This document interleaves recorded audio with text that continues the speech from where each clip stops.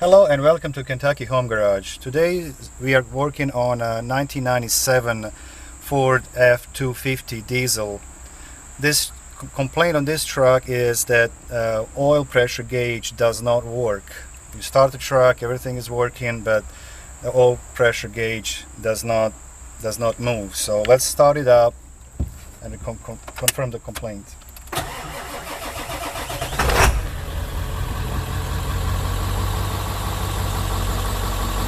See, the gauge is not moving.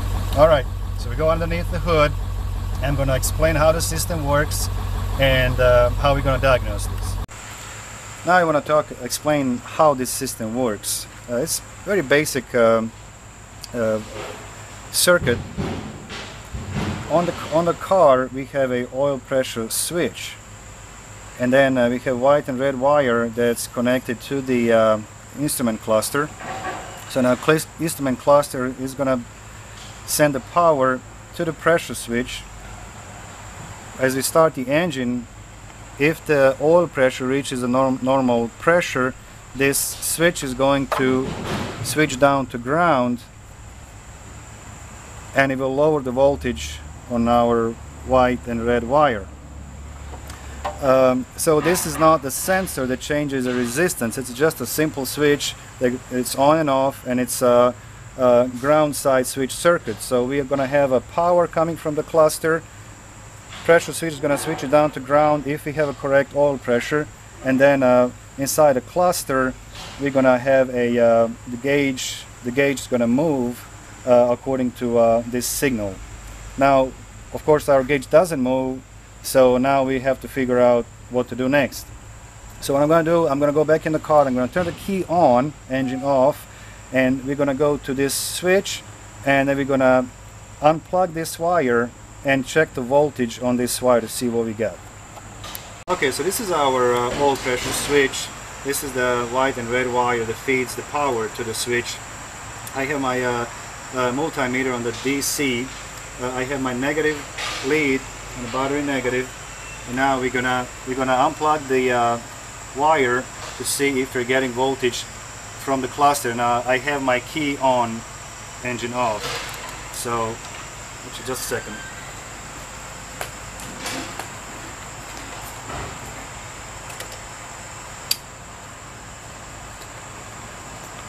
Okay, I got my key on. Now we should see voltage on this wire. Nothing there. So now we have a problem here. We got no supply voltage from the cluster at all. So where are we going from now? From here. And what are the possible problems that we can have?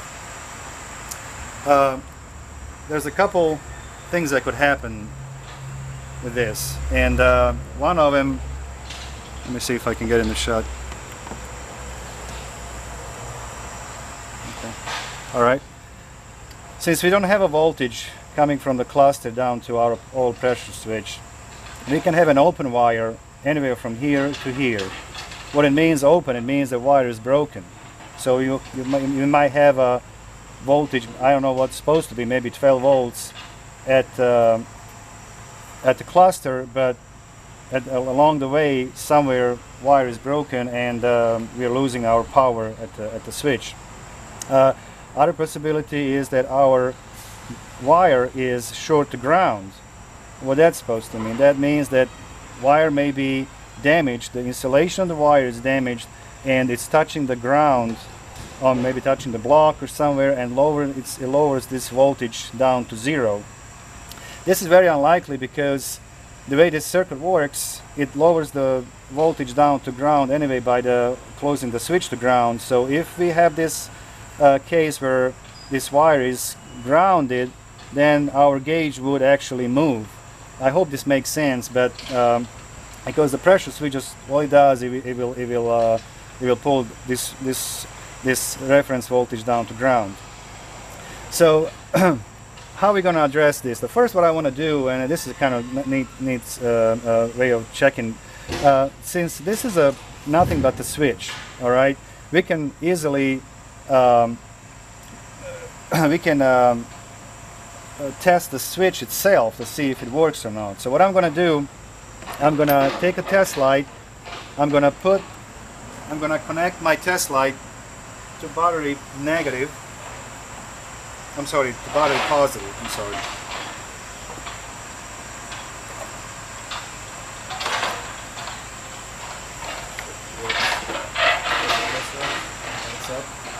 And I'm going to connect my test light to the switch.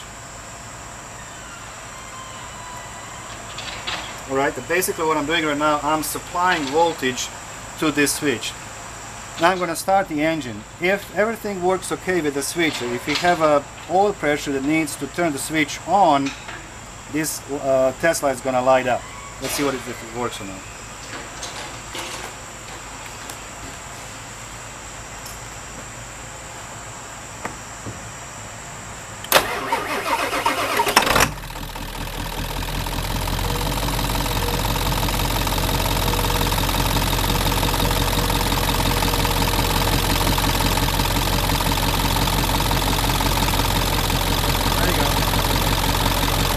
Now we can say that our test light is working. This means that now we've proven that our pressure switch is functioning. So replacing the pressure switch in this case is not going to fix the problem.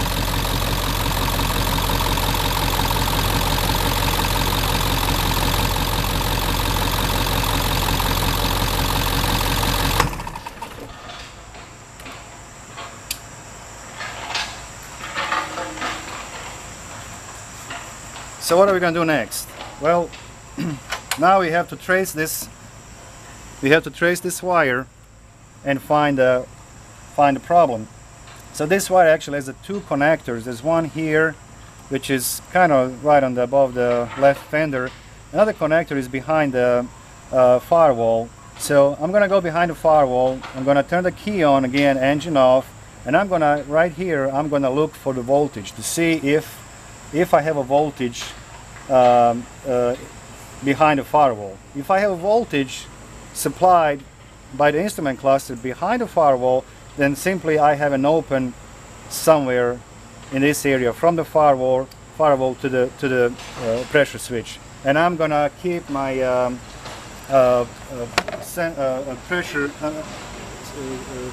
pressure switch unplugged at this point. I don't need it to have it plugged in.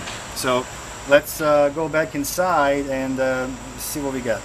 Okay, now I'm behind the firewall. I found my red and white wire that feeds from the instrument cluster, and I'm using my I back probe the wire, and I'm using a power probe, and I have no voltage coming from the cluster again. So let me go back in here. You see, guys, here's my power probe. Sorry for the glare. Nothing there. There's no voltage coming from the cluster. So what are we gonna do from now? So now I have to unplug. I gotta go to the cluster. I have to unplug the cluster, and next I'm going to sorry for this. I'm going to unplug it right in here, and I'm gonna unplug my pressure sensor. Is already unplugged anyway, and I'm going to check this wire from this end to this end and see if the wire is okay, and I'll show you how I do that. Go. Okay, so now I have my cluster disconnected. I have my wire disconnected from the pressure switch. Now the next thing I want to do, I want to address short to ground. So I want to make sure that this wire is not touching the block with anywhere. So what I did, I'm gonna put a test light to battery positive. I'm gonna touch this wire. If I have this wire shorted to ground, the test light is gonna light. It's gonna find the ground somewhere. It's gonna light up. So now I have a test light connected to battery positive. It's connected to the wire, and you can see nothing's happening. So this is a pretty good test to make sure to test your short to ground. The last test I'm gonna do, I'm going to back in a truck again, and I'm gonna check the continuity to make sure that I don't have open. And the way I'm going to do that, I'm going to leave this test light connected to this end, to battery positive. And now on the other end, next to the cluster, I'm going to touch the same wire, and I'm going to use the another test light, and I'm going to connect to the battery negative. And if we have continuity, this light is going to light up. So let's do that. Okay, we're back in the truck. Now I have this disconnected. This is a white and red wire. Now we're going to take a test light. I already got it hooked to, it's hooked up to battery negative. I'm going to touch it. It should light up, and you can see it lights up nice and bright. That confirms that our wire, it's not open. So both ends are, it's all good. So it's not open. Now the last thing what we need to do, we need to check the power and ground to the cluster. When I look at the wiring diagram, the red and white wire, this one here, it's a power. I'm still having my test light to ground. I'm going to turn the key on, and I have a power to it. And there's the two grounds. Now I'm going to switch my test light to positive, and black and white, black and let's see, black and light blue. It's this one here. I believe it should be. There you go. That's our one ground, and pink wire that should be another ground. No, this one here. I'm sorry. This is another ground. So this concludes our diagnostics. We have a good power, we have good ground, continuity from the cluster all the way to the pressure switch is good. Our pressure switch works as it should. Our oil pressure in the engine is good as well. So this is simply a bad cluster. So we will see if we can find a used one to put in the truck. And that's it. I hope you guys enjoyed this video. I hope you guys found it informative. And please subscribe to my channel. I'm gonna make more videos like this. And thanks for watching. See you next time.